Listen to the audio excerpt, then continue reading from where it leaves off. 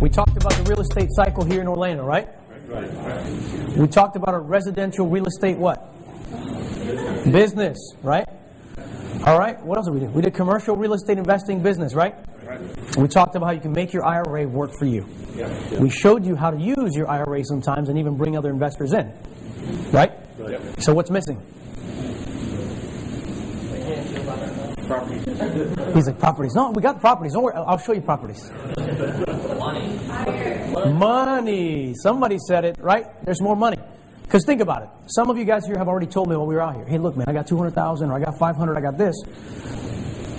But if you want to do big deals, you do need a little bit more, don't you? Mm-hmm. So even if you have money, you need more money, right? There's one thing that we always tell our clients. There's two things we need. Money and money. Right? Well, the third thing really is good inventory. Because if you have good inventory, you just keep raising the money.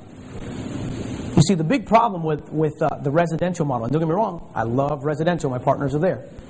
When you deploy $10 million in residential, do you realize what a monster that is? Do you realize how many HUDs? If you're buying and reselling, that's double HUD times X amount of properties. Repairs. It's not like the repairs are in one place. They're all over the city. You follow me? That's a major operation. So when you say $10 million and then you say leverage, you're saying $20 million. At 50%, $20 million in residential, that's a lot of properties. I mean, he just showed you a model with $1 million, you can get 9 properties a quarter. Times, you do the math, right? So, the reason why we always keep hitting and harping on a balanced portfolio strategy is, just like in this case we just had, $3 million came in, okay, the fund is closed. All right, that particular project's in place. $2 million goes to what? Residential, so that our team, the elite team goes out and bangs it out. The other 3 goes to commercial, which means we can either buy 2 or 3 properties, or if we want to be even more conservative, say, you know what, you may not get the best return, but let's just pay cash for this one property because it's just so solid. We want the income stream. You guys with me? If I get a $20 million pop, a big client comes in, puts $20 million. For me to put that in residential, that's $40 million. It would take me years to deal with all those HUDs, right? So what do? We say, okay, we've tapped out our $15 million limit of residential, which is all we can run at the same time. And now we take the rest of the money and put it in commercial. Now let's get that residual income stream going. That's the beautiful component to having the right private placement with the right team that's balanced. We haven't even talked about notes yet because it's too complex. We'll talk afterwards. Okay? The transaction with the 250 North Orange, that was a note purchase. That's going to turn into a real estate deal.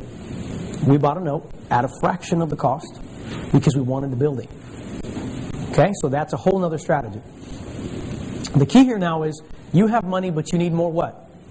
There are 2 things you need in this business. You need what? Money and money. And then the third is? Money. We're going to sing that song. Money. How's it go, right? We're doing karaoke. There it is. We're doing karaoke already. See, we're good. We're just warming you up for tonight. All right. So the next piece that we want to talk about is what most of you probably came here for. Well, how in the freak do I raise this money, man?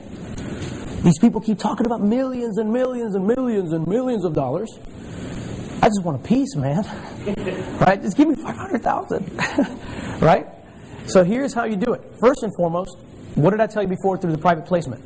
You cannot advertise any type of offering, right? So we're kind of limited, aren't we?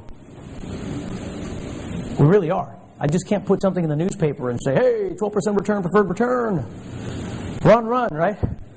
So we have to be creative in building relationships. The first thing you want to do is establish yourself as an expert. So what I'm going to show you is a system that has been proven to work.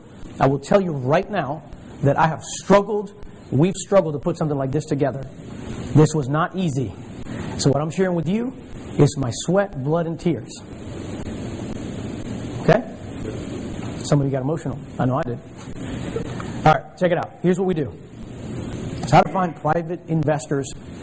Whether you, again, like I said, this works even better if you already are an investor. That's why I'm telling you right now. If you're an investor and you have cash to deploy,